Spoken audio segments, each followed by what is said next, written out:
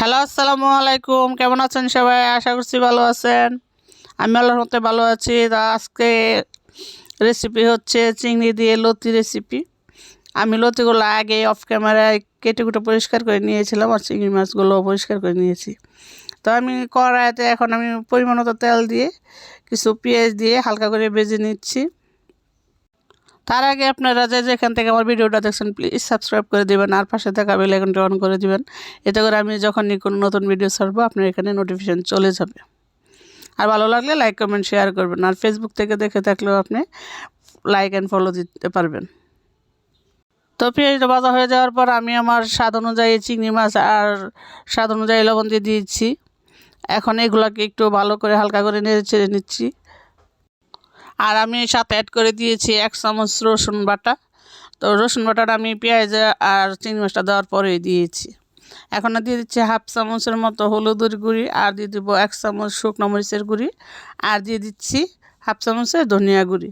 এগুলো দিয়ে ভালো করে একটু নেড়ে ছেড়ে মশলাটাকে পেঁয়াজের সাথে চিংড়ি মাছের সাথে মিশিয়ে সামান্য একটু পানি দিব এই মশলাটাকে কষানোর জন্য। মাঝে মধ্যে মনে হয় কোনো ভিডিও করব না, কারণ ইউটিউবে ভিডিও ছাড়লে কোনো ইমপ্রেশন পাই না, কোনো লাইক সাবস্ক্রাইবার কিছুই নেই। আবার ফেসবুকে ছাড়লেও কোনো ফলোয়ার নেই, লাইক নেই, কমেন্ট নেই, কোনো কিছুই নেই। তাই মাঝে মাঝে ইচ্ছা করে না, এরকম করে কি আর হয়, কোনো মোটিভেশন নেই, কিছু নেই, কিছু তো একটা থাকা লাগে। তো তারপরও বেহার মতো বেলাজার মতো ভিডিও করি, অভ্যাস হয়ে গেছে এখন। আর আমার পরে যারা শুরু করছে তারা অনেকে ফেসবুকে মনিটাইজেশন হয়ে গেছে, আবার ইউটিউবেও অনেক সাবস্ক্রাইবার লাইক কমেন্ট হয়ে গেছে। তারা আমার অনেক পরে খুলেও তারা সাকসেস, আর আমি একদম পিছিয়ে, সারা জীবনের পিছিয়ে পড়ে থাকবো। তো কিছু করার নাই, তারপরও দিতে থাকি। তো চিংড়ি মাছটি কষানো হয়ে যাওয়ার পর কিন্তু আমি লতিগুলো দিয়ে কষিয়ে নিয়েছি বক বক করতে করতে। এখন 3 মিনিটের জন্য একটু ঢাকনা দিয়ে রেখে দিব। লতিগুলো একটু হালকা কষানো হলে আবার পরে নেড়ে চেড়ে দিব। 4-5 মিনিট পরে আমি ঢাকনাটা তুলে আবার একটু নেড়ে চেড়ে দিচ্ছি, যাতে নিচেরগুলো উপরে আর উপরেরগুলো নিচে চলে যায়। আর আমি কিন্তু এটাতে শুটকি দেবো না, আপনারা চাইলে শুটকি দিতে পারেন। শুটকি দিলে কিন্তু অন্যরকম একটা ফ্লেভার আসে, খুবই খুবই মজা লাগে। যারা শুটকি পছন্দ করেন শুটকি দিয়ে খেতে। তো শেষের দিক দিয়ে কিন্তু চাপা শুটকি আর রসুন যদি ছেঁচা দিয়ে দেন, গরম ভাতের সাথে 2-3 প্লেট এমনি খাওয়া যাবে। তো আমি শুটকি না দিলেও আমি দিয়ে দিব এটাতে শুধু রসুনের কোয়া দিচ্ছি, দেশি রসুনের কোয়া, আর দিয়ে দিচ্ছি কাঁচামরিচ ফেলে রেখেছিলাম 10-12টার মতো। সেটি আমি লতিটা প্রায় অর্ধেক হওয়ার পর এটা দিয়ে দিচ্ছি, যাতে রসুনের যে ফ্লেভারটা আছে এটা লতির সাথে মিশে যায়।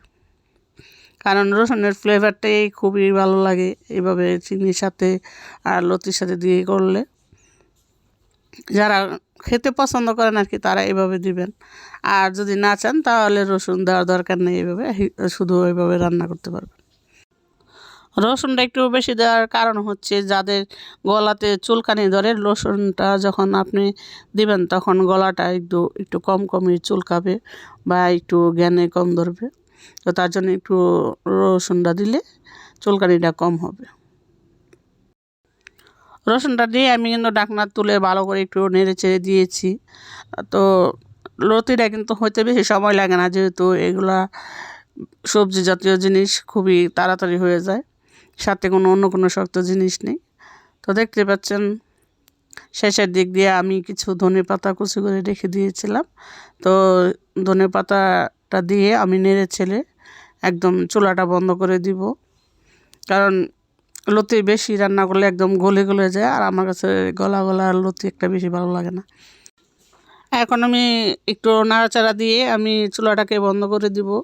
তো যেটুকু ঝোল টোল আছে এই পানিটুকু একদম চুলার গরমে শুকিয়ে যাবে।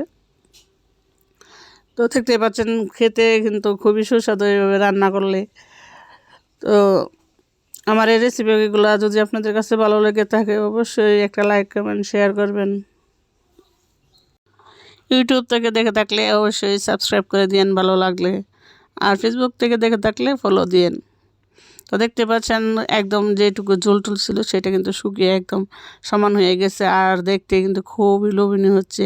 সাথে যদি 1 পিস লেবু নিয়ে গরম ভাতের সাথে খান আর অন্য কোনো কিছুই লাগবে না। আর যারা লতি পাগল মানুষ তাদের তো কোনো কথাই নেই, একদম পেট ভরে চেটেপুটে খাবে।